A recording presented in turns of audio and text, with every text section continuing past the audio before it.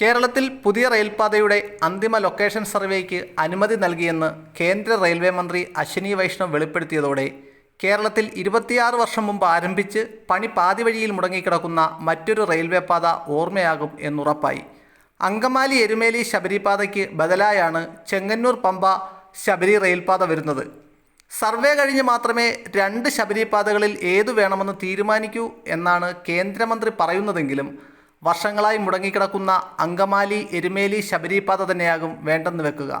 2 കാരണങ്ങളാണ് അതിന് പ്രധാനമായുള്ളത്. സംസ്ഥാന സർക്കാരും കേന്ദ്ര സർക്കാരും തമ്മിലുള്ള തർക്കമാണ് ആദ്യത്തേത്. ശബരി പദ്ധതിക്കായി നൽകേണ്ട വിഹിതം കണ്ടെത്താൻ സംസ്ഥാന സർക്കാരിന് ഇനിയും കഴിഞ്ഞിട്ടില്ല.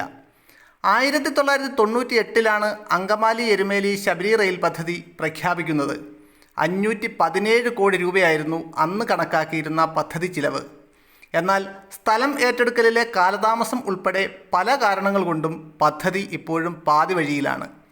കാലടി, പെരുമ്പാവൂർ, ഓടക്കാലി, കോതമംഗലം, മൂവാറ്റുപുഴ, വാഴക്കുളം, തൊടുപുഴ, കരിങ്കുന്തം, രാമപുരം, പാല, ചെമ്മലമറ്റം, കാഞ്ഞിരപ്പള്ളി റോഡ്, എരുമേലി എന്നിവിടങ്ങളിൽ സ്റ്റേഷനുകൾ നിർമ്മിച്ച് അങ്കമാലി മുതൽ എരുമേലി വരെ റെയിൽപാത എന്നതായിരുന്നു പദ്ധതി.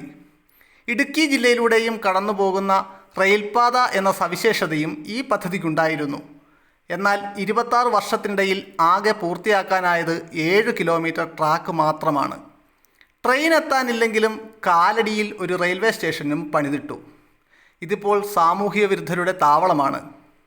ഇതുകൂടാതെ പെരിയാറിന് കുറുകെ ഒരു പാലവും നിർമ്മിച്ചു എന്നതാണ് വെറും 111 കിലോമീറ്റർ മാത്രം നീളമുള്ള ഒരു റെയിൽ പദ്ധതിയിൽ 26 വർഷം കൊണ്ട് പൂർത്തിയായത്. കഴിഞ്ഞ 6 വർഷമായി കേന്ദ്ര സർക്കാർ ശബരി പദ്ധതിക്കായി പണം അനുവദിക്കുന്നുണ്ട്. 2019-20 1 കോടി രൂപയാണ് അനുവദിച്ചത്. എന്നാൽ പിന്നീടുള്ള 5 വർഷങ്ങളിലും 100 കോടി രൂപ വീതം പദ്ധതിക്കായി അനുവദിച്ചിരുന്നെങ്കിലും തുരുമ്പെടുത്തു തുടങ്ങിയ പാളവും സാമൂഹിക വിരുദ്ധർ കയ്യേറിയ കാലടി സ്റ്റേഷനും മാത്രമായി പദ്ധതി ഇന്നും അവശേഷിക്കുന്നു. അങ്കമാലി മുതൽ എരുമേലി വരെ റെയിൽപാത നിർമ്മിക്കാനായി 438 ഹെക്ടർ ഭൂമിയാണ് ഏറ്റെടുക്കേണ്ടിയിരുന്നത്. എന്നാൽ ഇതിൻ്റെ 1/5 ഭൂമി ഏറ്റെടുക്കൽ മാത്രമേ നടന്നിട്ടുള്ളൂ. ഭൂമി ഏറ്റെടുക്കൽ പൂർത്തിയാകും മുമ്പ് തന്നെ റെയിൽവേ പാളത്തിൻ്റെ നിർമ്മാണവും റെയിൽവേ സ്റ്റേഷൻ്റെ നിർമ്മാണവും തുടങ്ങിയിരുന്നു. ശബരി റെയിൽവേ പാതയ്ക്കായി ഭൂമി ഏറ്റെടുക്കാൻ വേണ്ടി സ്ഥാപിച്ച 3 സ്പെഷ്യൽ തഹസീൽദാർ ഓഫീസുകൾ അടച്ചുപൂട്ടിയിട്ട് കാലങ്ങളായി. നിലവിലെ കണക്കനുസരിച്ച് അങ്കമാലി എരുമേലി ശബരിപാതയുടെ നിർമ്മാണത്തിനായി 3810 കോടി രൂപയാണ് വേണ്ടിവരുന്നത്. ഇതിൻ്റെ പകുതിയായ 1905 കോടി രൂപ കേരളം നൽകണം.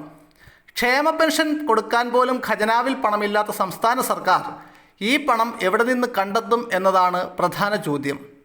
പാതയുടെ നിർമ്മാണ ചെലവിൻ്റെ പകുതി വഹിക്കാമെന്ന് രേഖാമൂലം ഉറപ്പു നൽകാൻ കേരളത്തോട് റെയിൽവേ 7 മാസം മുമ്പും ആവശ്യപ്പെട്ടിരുന്നെങ്കിലും ഇക്കാര്യത്തിൽ സംസ്ഥാന സർക്കാരിൻ്റെ ഭാഗത്തു നിന്നും കാര്യമായ പ്രതികരണങ്ങളൊന്നും ഉണ്ടായിട്ടില്ല.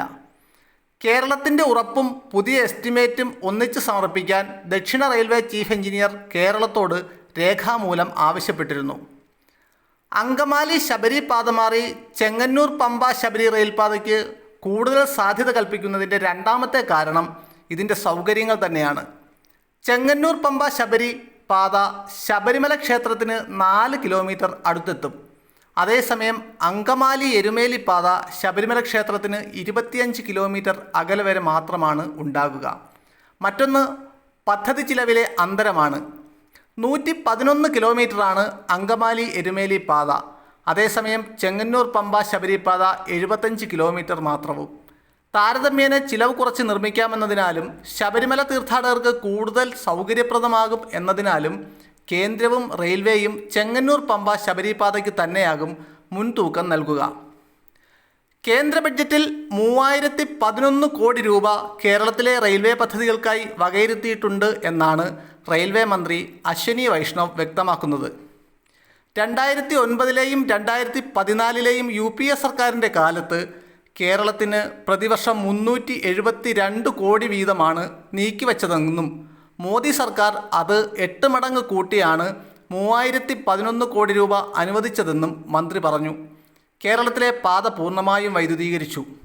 12,350 കോടിയുടെ പദ്ധതികൾ പുരോഗമിക്കുന്നു.